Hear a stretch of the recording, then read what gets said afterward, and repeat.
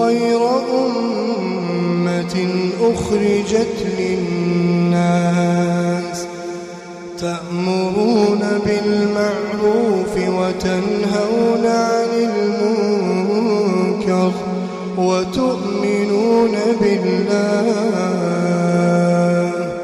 ولو آمن أهل الكتاب لكان خيرا لهم منهم المؤمنون وأكثرهم الفاسقون. بسم الله الرحمن الرحيم. الحمد لله رب العالمين، والصلاة والسلام على أشرف الأنبياء والمرسلين نبينا محمد وعلى آله وصحبه أجمعين. قال المؤلف رحمه الله: باب فضل التوحيد وما يكفر من الذنوب. مصنف رحمه الله د دې باب عنوان کې خوسته چې باب فضل التوحید، د توحید فضیلت، وما يكفر من الذنوب، او هغه څه چې د دې توحید د وجې نه، وما هغه څه چې معاف کوي د ګناهونو نه. دا همدغه توحید دی، د توحید فضیلت، او یو د توحید د فضیلت نه دا دی چې ګناهونه معاف کوي.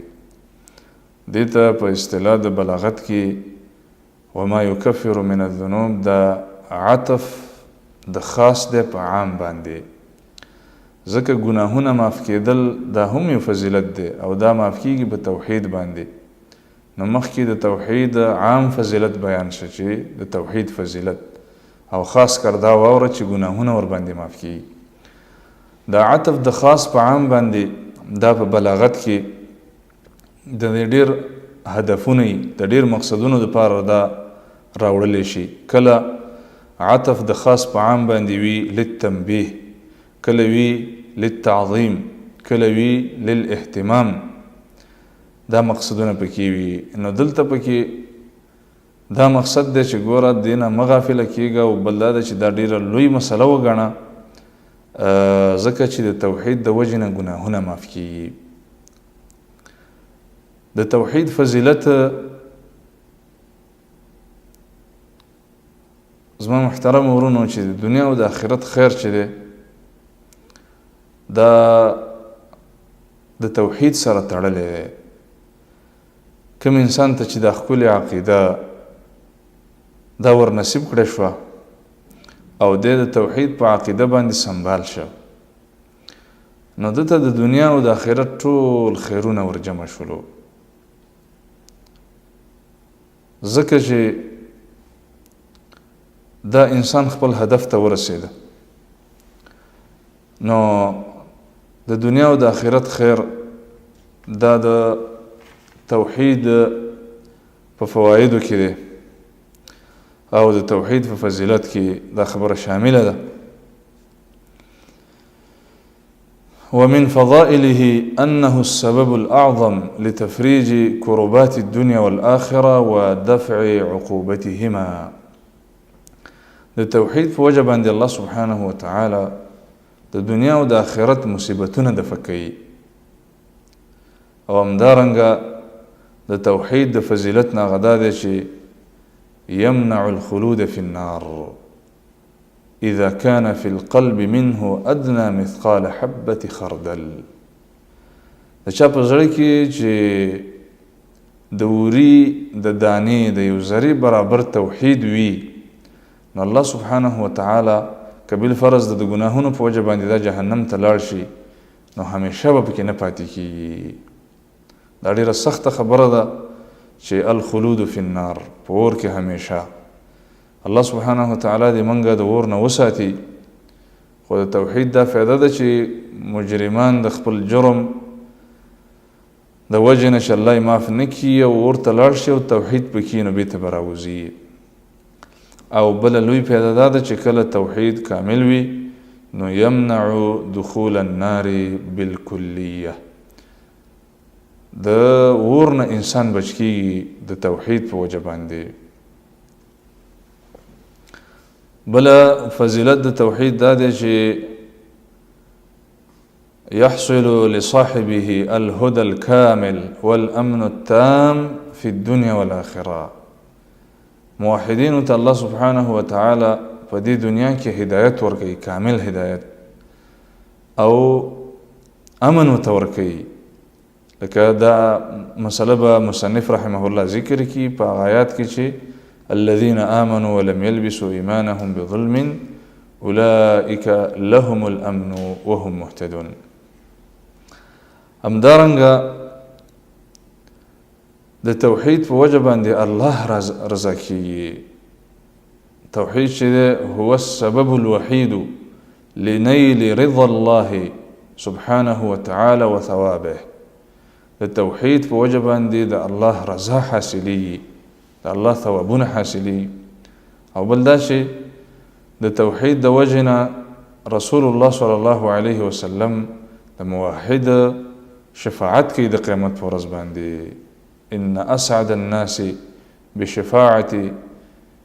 بشفاعة محمد صلى الله عليه وسلم من قال لا اله الا الله خالصا من قلبه. چې رښتونی موحدینو د الله رسول به شفاعت کوي. همدارنګه د توحید یو لوی فضیلت هغه دا دی چې ان جميع الاعمال والاقوال الظاهره والباطنه متوقفه في قبولها وفي كمالها على التوحید.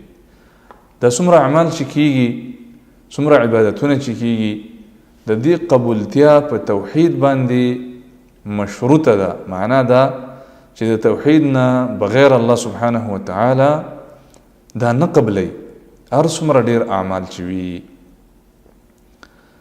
نو د دې لحاظ په کار دی. بل دا چې کله توحید د یو انسان په زړه کې راشي نو الله سبحانه وتعالى د په زړه کې ایمان قوي کوي، خسته کی، او د کفر او فسوق او عصیان نافرمانی نه به د بدی راځي. دا د توحید فائدہ وي. او همدارنګه لویه فائدہ د توحید هغه د زما محترم ورونو چې موحد انسان په دنیا کې آزاد ژوند کوي.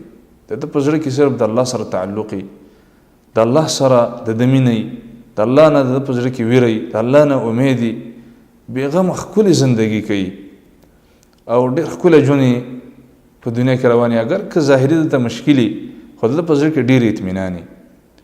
او دا مشرکان چې کله په یو در کې پراته او کله به د ساحر په در کې پراته، کله به د مرید په در کې پراته، کله به د فقیر په در کې پراته، کله به د یوې ګټې سره ځان سولي، کله به د یو قبر په شناخت باندې راغوړي، کله به یو قبر صفا کوي، کله به بل، کله به یو بابا ته منډي وي، کله بل ته، کله یو فقیر، کله بل. او دا سخت ژوند دی. مشکل ته به چې د اسمان د په سر باندې پروت دی او د چرسین مرسینو نه متاثرې، ډیره سخت زندگی. اما موحد شي هغه ته الله خپل زندگی ورکوي، هغه د چا نه یریږي، دغه په زړه کې صرف د الله سبحانه وتعالی نه یری. او دا ډیر لوی خپل ژوند دی چې چا ولیده. نو د توحید ډیر اهتمام پکار دی. همدارنګه د توحید فضیلت دا دی چې الله سبحانه وتعالی د موحدینو مرسته کومک کوي. الله سبحانه وتعالی ورته قوت ورکوي.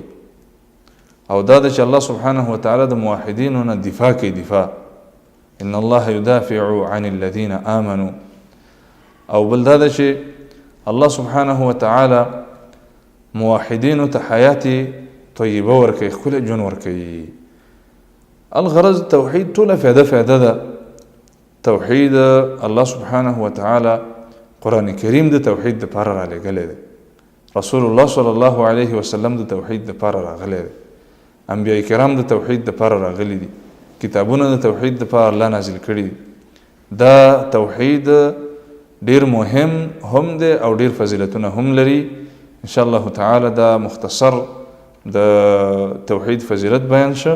اوس به ان شاء الله د دین رستو مصنف رحمه الله چې کوم احادیث راوړي، کوم آیتونه راوړي، دا غي معنا به وکړو بعون الله سبحانه وتعالى. والله تعالى أعلم، وصلى الله وسلم على نبينا محمد وعلى آله وصحبه أجمعين.